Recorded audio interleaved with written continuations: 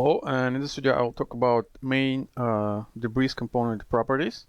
And the first property is debris reference. This is where you can define how your debris actually will look like. And as you can see, you can define just one object. You can define scene object. In this case, I will define this one object as a debris. Here's my rock. And you can define it here in debris reference. And in this case, when I will demolish this rock and it will emit debris, it will emit all debris will look like this. As you can see, they all look exactly the same, just like this reference. But also you can define a bunch of objects.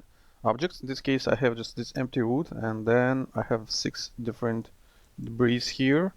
Have different utilization, different smoothness. So you can, in this way, you can define several debris as references, and then you need to define this root as debris reference. And in this case, it will use all the 6 debris meshes for debris. As you can see now, all of them looks different. They have different utilization, different smoothness.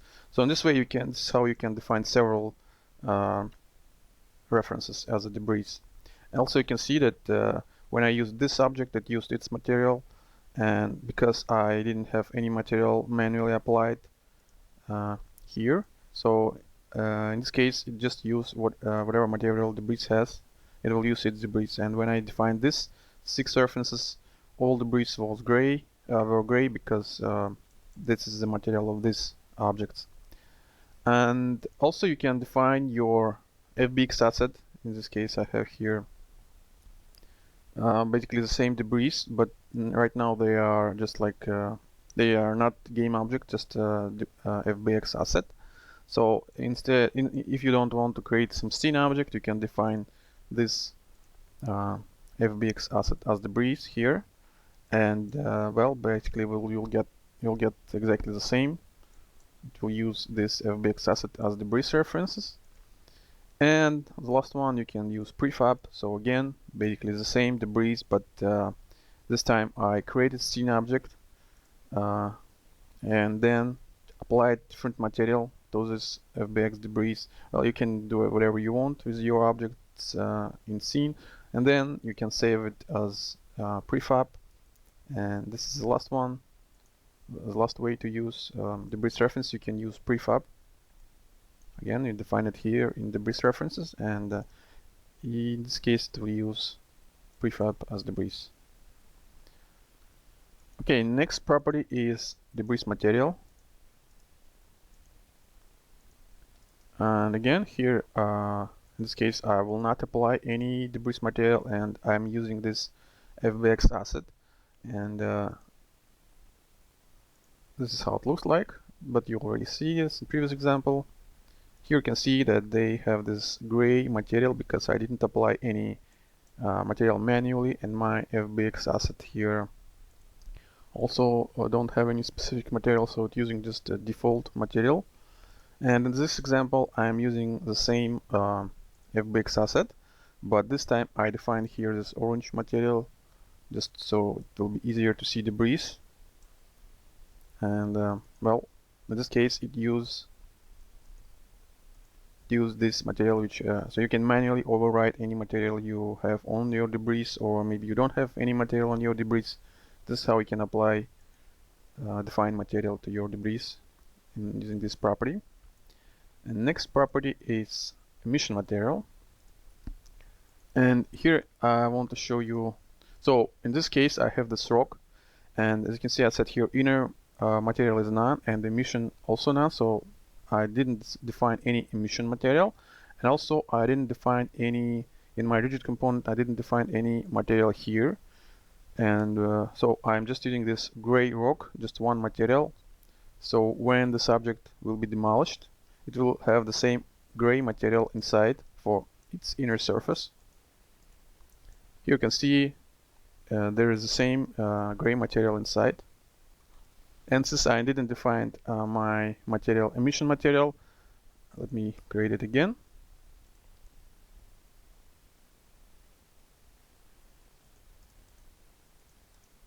You can see that my debris right now emitting all over the surface of these fragments. not only inside but also outside, and in some cases that may not look okay for you. So this is why you need to use emission material. It allows you to start emitting debris only near material which you will define as emission material. So in this case, I have my inner orange material defined for my rock in this rigid component here, but my emission material is still none. So in this case, let me create few frames. So now you can see that there is orange material inside these fragments, but still, since I didn't define any emission material, I am getting debris all over the surface of these fragments. And in my last example here, I defined my inner material as orange here, and also I defined emission material orange here.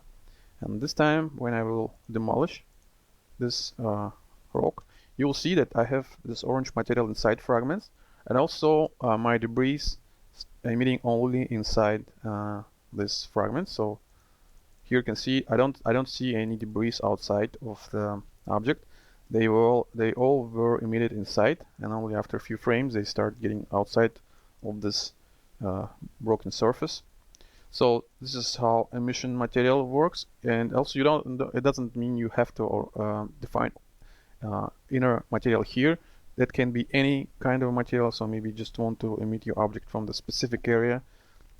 So in this way you can define this material as emission material here, and debris will be emitted only out of this surface with this emission material.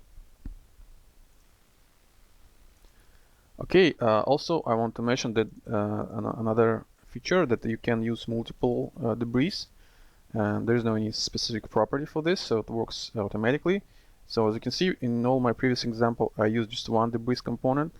In this case, I have two RayFire debris component applied, so you can use 2, 3, 4, 5 any kind of amount of debris components.